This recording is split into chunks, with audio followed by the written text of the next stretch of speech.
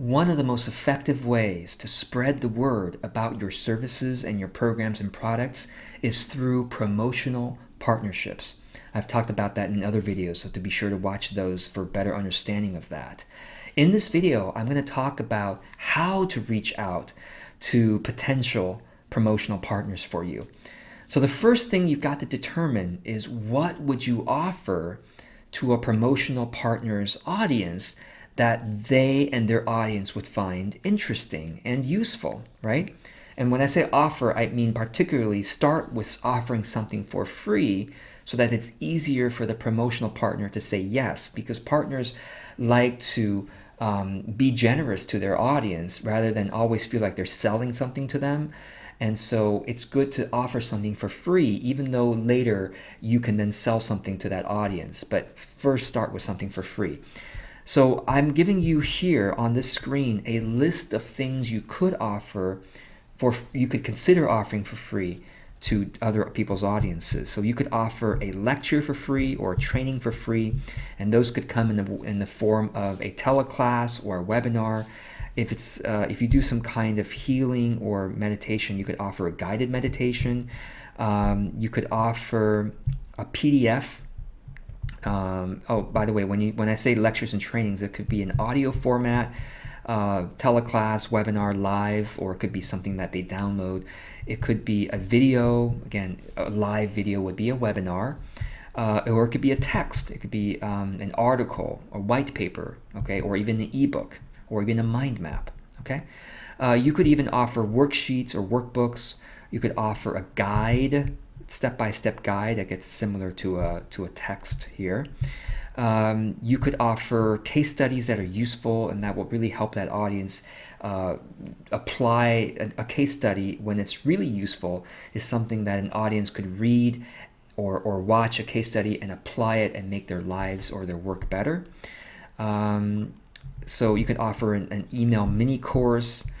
Okay, so lots of other ideas, a group Q&A call or even one-to-one coaching, okay, or an online course as it says down here. So you can look at these ideas. Basically, you might want to look at each of these ideas and score it for yourself on a scale of 1 to 10. How excited would you be to offer that thing for free, okay? And then the second question is, well, how would you phrase your outreach to that potential promotional partner in a way that is in service? So here's one example, and this is for reaching out to LinkedIn group owners. Now, why is a LinkedIn group owner such an important influencer, potential promotional partner? Well, it's because LinkedIn group owners are able to mass email the majority of their group members. So on LinkedIn, when I go to LinkedIn, for example, and I start typing in the kind of audience that I want to reach, and you would do this for the kind of person you want to reach. What particular profession are they, or what particular interest do they have? My ideal audience would be coaches. So I'm going to type in coaches. I'm going to press enter here to search. And then once the search box comes up, I would then click on groups. Okay, groups. And now this is giving me LinkedIn groups where coaches are hanging out, okay? And so here in this group, there are 55,000 members. What this means, if I click through to this group, okay? And I go into this group, and then I'm going to click on members here. I'm going to click on members, okay? And then I'm going to click on admins. And what this is showing me is that E.G. Sebastian, the owner of the group, is able to email with just a few clicks most of the group members. LinkedIn allows group owners to mass email the majority. It's something like around 75 to 80% of their group members with just a few clicks. So it's very easy for E.G. Sebastian to contact tens of thousands of people who consider themselves coaches, or many of them do anyway. So this would be an amazing promotional partner, right? So how would I reach out to someone like him? So this would be a potential email that I could write. How wonderful, E.G., that you've created the LinkedIn group for coaches. I hope you've really been interacting with them and enjoying that. I noticed that some of your group members have been discussing, and then I would talk about my topic. Now, I wouldn't do this until I've actually gone into the group and I'm going to click back into the title of the group to get back to the conversations in the group. And then I would basically be reading some of these threads and seeing what they're writing. And if I find that group members are talking about my topic happens to be marketing, then I could reach out and say, hey, I've been noticing that your group members have been discussing marketing. And given that likely many group members are needing some guidance on marketing, I'd be happy to be a resource for anyone who asks you about it. And I would include a short paragraph of my credibility indicators. In the past 3 years, I've coached, I've had over 1,000 coaching sessions with people on the topics of marketing. Many of them are professional coaches, et cetera, et cetera, et cetera, right? And in fact, I'm happy to offer, again, now this is where you put in whatever you're willing to offer based on the listing that I put here, okay? So that you can understand the power of this work. Regardless, though, I'm happy to help, so don't be shy about reaching out for any questions about this. Thank you for the work that you're doing in the world. Now, to make this email even better, you could actually go and, again, find the group owner again. I'm going to go back and click on the members, and click on admins, and click on the group member, click on the group owner, and look at, I would basically click on, okay, so here's the thing here.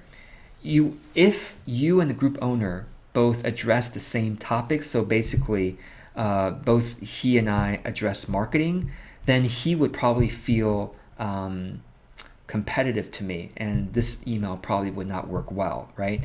That he would feel competitive. Oh, I'm just competing. Or I should say, if I were just saying, hey, I also help people gain clients, right? He would feel like, well, I'm just a competitor. Why should I help you? But if I come across it with a different topic that he doesn't particularly address with his audience, but that I do and I love addressing. So for example, I might say, hey, I really want to address the topic of how to use Facebook to gain new coaching clients, right? Then he might be more interested, right? He might, because maybe that's not something he addresses specifically. So it would be good to kind of look at this person's LinkedIn profile to see what that person addresses what you address that he doesn't, or maybe there's some things that that on his profile that you really connect with, so that you could use that kind of personal connection in your email. Does that make sense? So this is just one example, and there are so many LinkedIn groups that you could reach out to. So I really hope that you will try this. That you have nothing to lose. As long as your email, and the way that you can find the person's email address is just by going to their website. And to find their website, you would basically, let's see here, click on contact info. So even though I'm not a first degree contact, I'm not directly connected with him, I can click on contact info, and usually they will give, oh, this person doesn't even give a website, but I can of course look at this person has links in there, but this person should have put websites in here. But I can go on Twitter and try to find the website there and find their email address and contact them from there. Anyway, there's so much potential for you just for reaching out to LinkedIn group owners.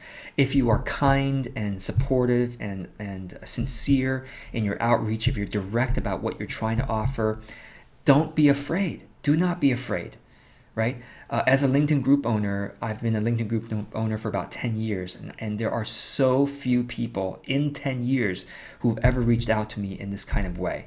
And people who have been effective, right? Please do reach out to other LinkedIn group owners. There are probably very few people reaching out to them because everybody's so shy and nobody has this training that I'm giving you, right? Or very few people do. So reach out in a sincere way. And honestly, when you're reaching out, be in a way of service to that person. I would be in a way of serving. How can I really be of help to this person and to their audience? Okay, and if I don't hear back, it's okay. I can wait another month or 2 or 3 months or 6 months and reach out again. There is no harm done in reaching out. The only reason I would stop reaching out to someone is if they email me back and says, please stop emailing me, right? And I wouldn't email them once a week. That would be too pushy. But I would email them maybe once every 3 to 6 months, the same person.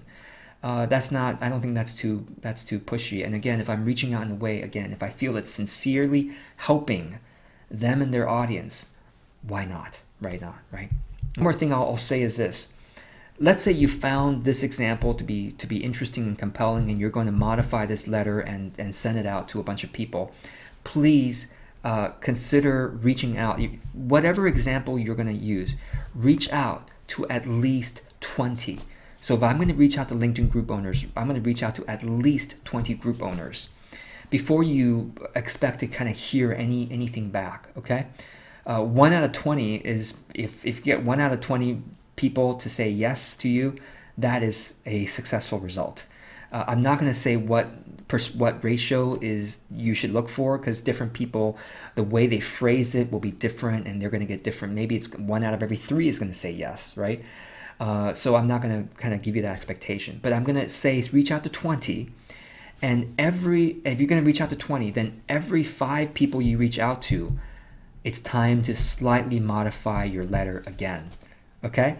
So that every 5 you reach out to, slightly modify your letter to try something different. Reach out to another 5 with that new version, modify it slightly again, reach out to another 5. So by the time you reach out to 20, you've tried 4 different, slightly different versions of the letter. So you can see which version works better.